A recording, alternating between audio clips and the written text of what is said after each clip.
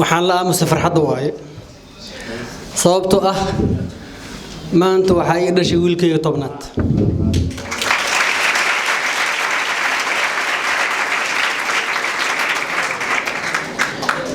waxaan hubaa wiilgay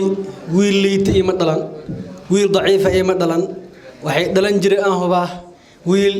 oo adag oo ka soo bixi karo hawsha loo diro aad u faraxsanahay hal wiil ma aha wiilal badan iyo gabdho badan waay aan isleeyahay haddii jaanis fiican ay helaan mustaqbalka waddanka wax ka bedeli karaan farxaddii marka lama soo koobi karo intaas kadib waxaan rabaa madashan qurxa inaan ku soo dhaweeyo dadkana soo booqday ugu horeeyay xildhibaanada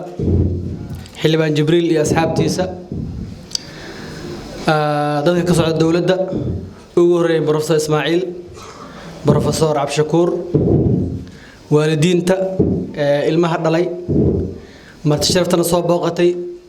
kulligood waxaan leeyahay soo dhawaada waxa sharafna ah in anaga soo qayb gashaan waxa waaye xafladda maanta aan leenahay waxa laga yaabaa in badan in xafladda loo qabto loo kulmo arrimo siyaasadeed laakiin maanta ka duwanah ubax waay geed yaraantiisa aan soo barbaarinay aan soo daryeelnay biyo aan ku soo shubnay qorraxan ka soo ilaalinay aan soo daaweynay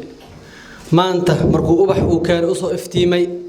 waxa u maleynaa daawashiis laga dharga u maleynaa anaga marka waxa nagu filan waxa waay inaan ubaxan daawano aan ku farxan intaas aan ugu filan macallin waa ahay maamulna waa ahay waxa la dhahaa macallin iyo maamul adduunku wuxuu ugu jecel yahay in la yiraahdo ardayga uu barmoose kaas ugu jecel yahay hal arday ma anaga maanta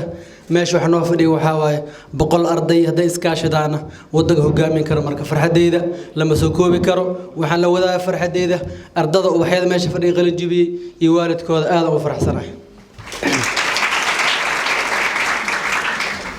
waxaan oo qalin jibiyay dufcada tobnaad anoo qalin jibiyay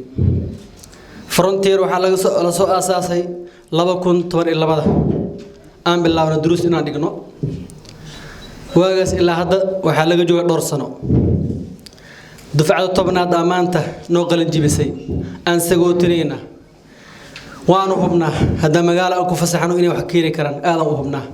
ayagana maanta waxa leenahay waxa waaye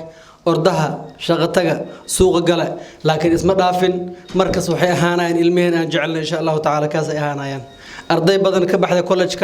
college ka shaqeynaya ku soo noqdeen waan u baahanahay bulshadan aad ugu baahan tahay sababtoo ah waa hubnaa dadka anaga wax soo barnay waxa hubnaa tayadooda dad tayis ah hubtidna waxa waay suuq ku fasaxay Soomaa suuq hadii aan ku fasaxana waxay yihiin safiiro magacay kor u qaadayaan magaca frontier aan wada leenahay hal mar college frontier halo sabciyo